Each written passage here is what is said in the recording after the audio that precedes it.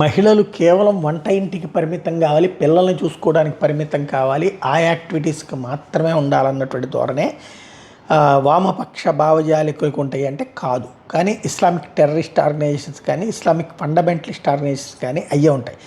అయితే సిపిఎం లాంటి ఒక లిబరల్ పార్టీలో ఉండి కూడా మతపరమైనటువంటి బుద్ధి మాత్రం మారలేదు. సయ్యద్ అలీ మజీద్ సిపిఎం నేత కేరళలో మలప్పురంలో మున్సిపల్ ఎన్నికల విజయోత్సవ సభలో మహిళల మీద తీవ్ర అభ్యంతరకర వ్యాఖ్యలు చేశారు. ఎందుకంటే అనేక మంది మహిళలు గెలిచినటువంటి నేపథ్యంలో స్థానిక ఎన్నికల్లో ముస్లిం లీగ్ పార్టీ మహిళా అభ్యర్థులు నిలబెట్టడం మీద విమర్శలు గుప్పించారు.